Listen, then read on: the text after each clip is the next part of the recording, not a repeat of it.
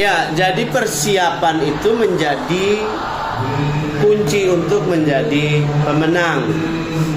Nggak ada pelari yang kemudian tiba-tiba jadi juara tanpa latihan atau tanpa persiapan. Demikian juga petinju, demikian juga ilmuwan, demikian juga pelajar. Tidak ada yang tiba-tiba jadi hebat. Tidak ada. Kalau yang tiba-tiba jadi hebat itu adalah Tuhan, ya. Manusia itu kan punya keterbatasan banyak, punya kekurangan, punya lupa, punya kelemahan dan sebagainya. Nah, karena itu manusia harus melakukan persiapan senantiasa. Apa? Persiapan. Bahkan Alkitab bilang begini, lihat, dengar ini baik-baik. Berjaga-jagalah kamu senantiasa. Artinya bersiap-siap. Alkitab aja bilang kamu berjaga-jaga. Pengkhotbah bilang lemparkanlah rotimu pada waktu pagi, pada waktu siang, pada waktu malam. Jangan biarkan tanganmu berhenti. Ada ayat lain juga bilang begini, belajarlah pada semut. Dia mempersiapkan makanannya pada musim dingin. Iya, musim panas. Waktu musim dingin datang, dia masuk ke dalam tanah, makanannya ada. Itu persiapan. Ada pepatah mengatakan sedia payung sebelum hujan, sebelum guntur dan kilat. Sebelum datang hujan. Begitu. Kalau orang nggak siap, pasti dia dilanda oleh kerugian besar. Kekalahan itu adalah tanda bahwa kita rugi besar. Tetapi orang yang siap, dia akan selalu tampil terdepan. Apapun kondisinya, is still ready. Nah itu. Jadi kita harus jadi anak-anak yang selalu siap dalam segala hal. Siapnya gimana? Baca, pelajari, berdoa, mengusahakan, mencari jalan. Pelangak pelongok, tidur banyak, makan banyak, pemalas banyak, minta duit jajan. Hei, tidurmu terlalu miring. Di sekolah kamu pemalas, orang ngajar pelangak pelongok, kerja PR kagak, tugas dikasih gak kerjain, harap nilai 9, omong kosong, gak laku itu. Guru masih menjelaskan, kamu ngomong mulut. Kata orang bilang begini, jadilah pendengar yang baik. Kalau ada orang lain bicara, kamu mendengar, bukan kamu ngomong. Nah itu dia terus ngomong. Orang di sampingnya telinganya udah bengak banget itu, tapi dia ngomong terus ngomong. Dikasih tahu nggak dengar. Otaknya taruh di mana coba? Kalau kayak gitu sadar tutup mulut gitu? Enggak juga. Dia gas terus.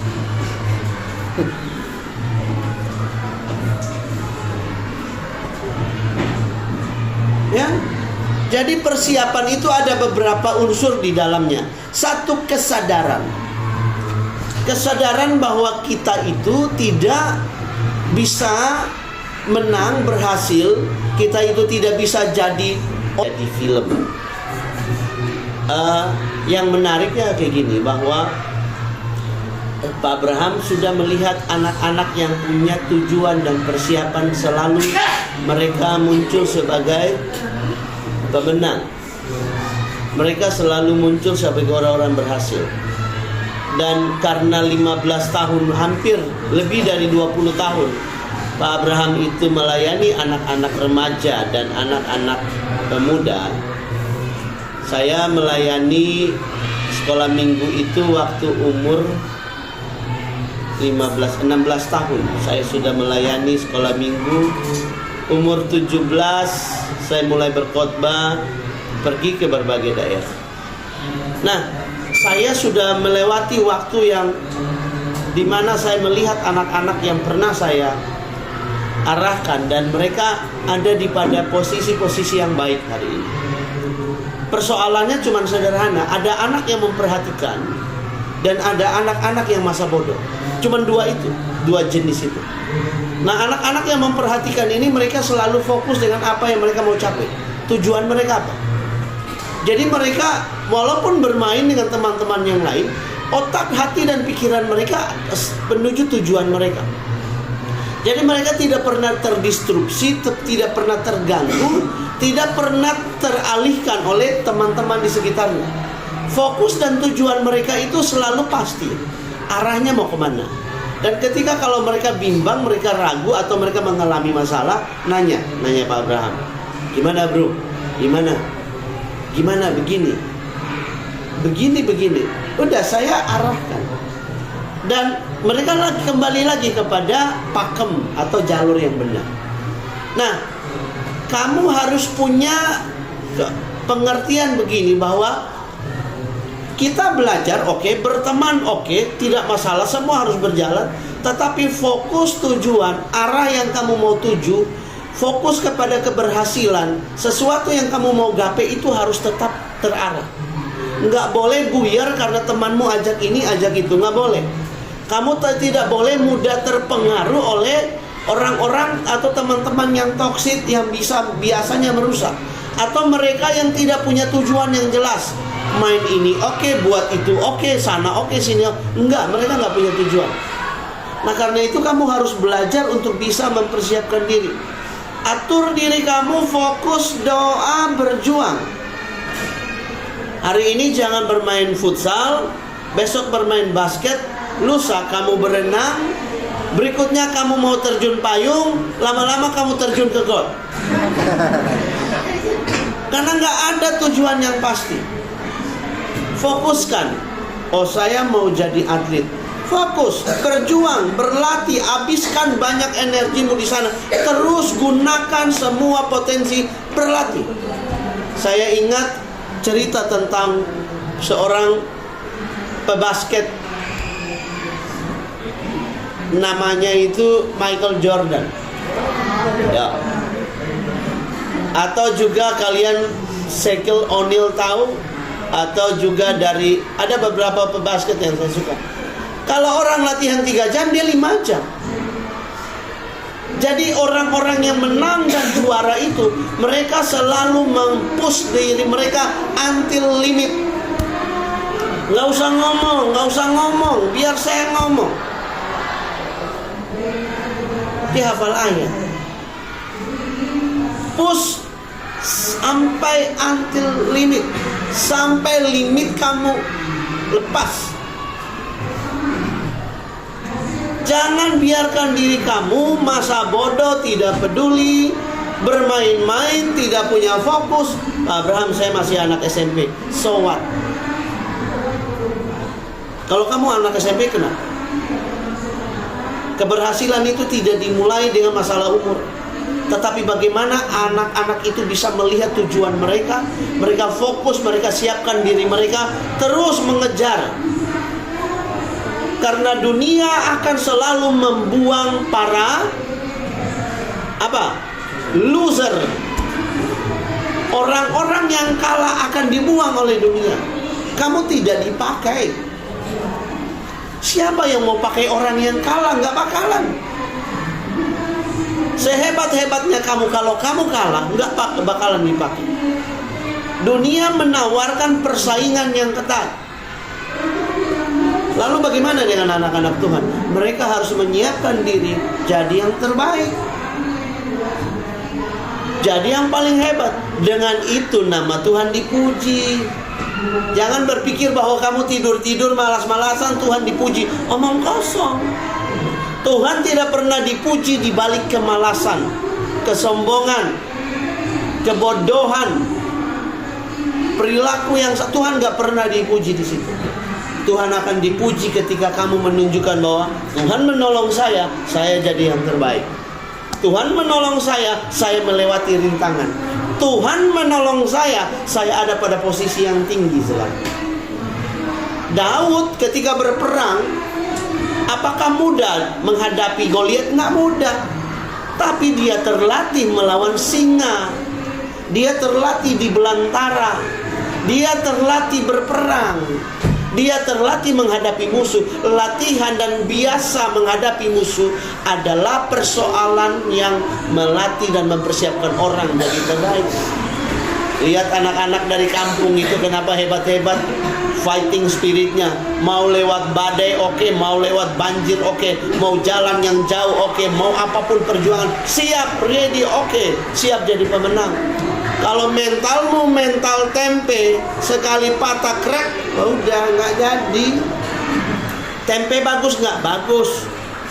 Tetapi kalau udah digoreng, mentalmu mental kerupuk, penakut, tidak berani, tidak mau menunjukkan diri, kemampuan, alah, udah kacau. Nah karena itu jadi anak-anak Tuhan, siapkan diri dalam hal ini. Yang pertama itu kesadaran, sadar diri. Yang kedua harus memiliki tujuan yang jelas.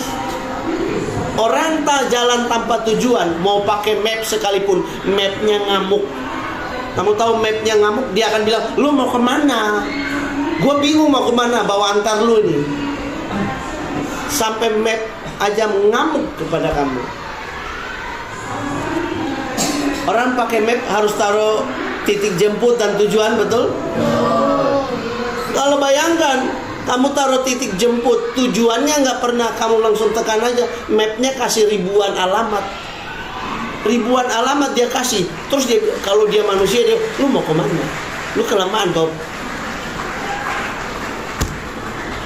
Mapnya bingung kalau kamu tanpa tujuan. Dia akan kasih alamat yang random. Alamat di samping rumah kamu, bisa alamat di Sumatera Utara, bisa alamat di Afrika Barat. Tapi kalau titik jemput dan tujuan jelas, titik jemput kamu hari ini mana? SMP. Tujuan kamu apa? Orang hebat di masa depan. Apapun itu, bisa you name it lah, apapun itu. Kalau itu jelas, Tuhan akan tolong kamu, Tuhan akan bawa kamu dengan cara apa? Latih diri, taruh dirimu di tangan Tuhan. Tuhan antar kamu dengan selamat, paketnya nyampe, gitu. Tapi kalau tujuan gak jelas, mau dapat apa? Kalau tujuan gak jelas, mau apa? Bingung, jadi orang bingung. Nah karena itu persiapan harus punya tujuan yang jelas. Siapan, Pak Abraham, saya lagi persiapan tinju nih. Tiap hari malam, tiap malam tinju. Wow, tinju. Pagi, siang, sore, malam tinju terus. Terus ditanya, mau jadi apa? Saya mau jadi ilmuwan. Salah. Persiapanmu salah. Lu buat petinju mau jadinya ilmuwan, gak bisa, gak nyambung. Itu jaka sembung bawa golok, gak nyambung goblok. Latihannya tinju mau jadi ilmuwan.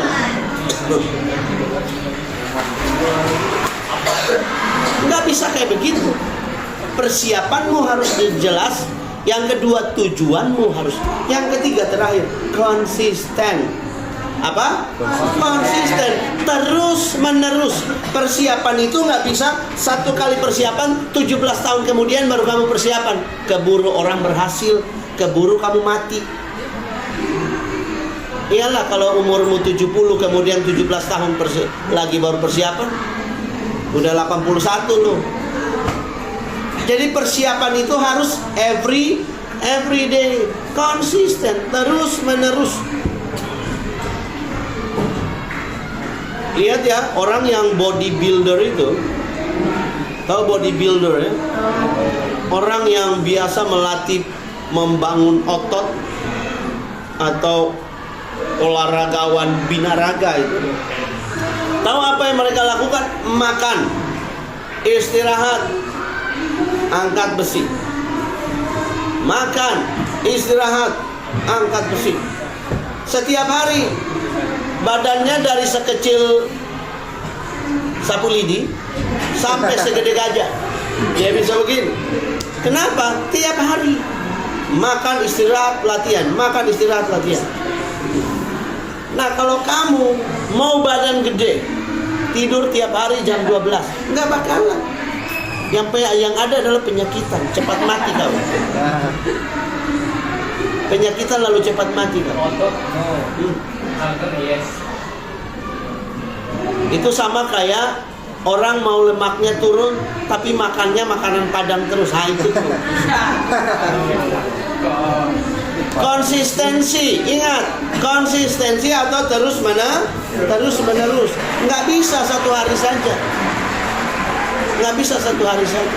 Bayangkan coba, kayak kamu makan hari ini makan 17 hari kemudian baru mau makan lagi, udah di rumah sakit loh. Udah kaki satu kejengkang ke atas. Langsung tolong Tuhan, tolong. Nggak bisa, harus every day. Sama begitu juga dengan doa, harus setiap hari. Kenapa? Orang lain tiap hari latihan. Kalau kamu nggak latihan, orang lain duluan. Orang lain juga berlari. Kalau kamu tidak berlari, terus berlari, orang lain akan duluan. Itu prinsipnya sederhana. Yang pertama kesadaran, yang kedua tujuannya jelas, yang ketiga konsisten. Oke, sampai situ dulu. Pak Abraham berharap apa yang Pak Abraham sampaikan bisa memecah cara berpikirmu. Paham? Alkitab punya prinsip tuh kayak begitu. Alkitab itu bukan main sulap simsalabim ada kadabra jadi, nggak bisa. Ketika Yesus melakukan mujizat, dia butuh orang untuk percaya. Bayangkan, untuk mujizat saja Yesus butuh orang percaya. Ada imanmu, Yesus lakukan. Kalau tidak punya imanmu, tidak terjadi. Jadi semua ada harga dan nilainya. Makan siang gratis, apanya yang gratis? Kamu bayar pajak. Negara ini nggak ada yang gratis. Omong kosong Pak, gratis itu nggak ada gratis. Kamu ke Indomaret bayar pajak, betul? Papa mama beli ini beli itu bayar pajak. Uang pajak itu dikumpulin kasih kamu makan. Lalu dibilang makan gratis, bukan gratis. Orang kita bayar pajak kok. Cuman karena dikelola di sana, kemudian diatur untuk dapat makan. Semua di dunia ini tidak ada yang gratis. Semua harus pay, bayar. Bahkan Yesus untuk menebus kamu dan saya ada harganya. Paham? Paham. Jadi istilah tidak ada makan siang gratis itu benar. Tidak ada makan siang yang gratis. Tidak ada makan yang gratis. Semua ada harga dan nilai. Pak Abraham, kita enak deh sekarang ya. Kita sekolah gratis, makan gratis.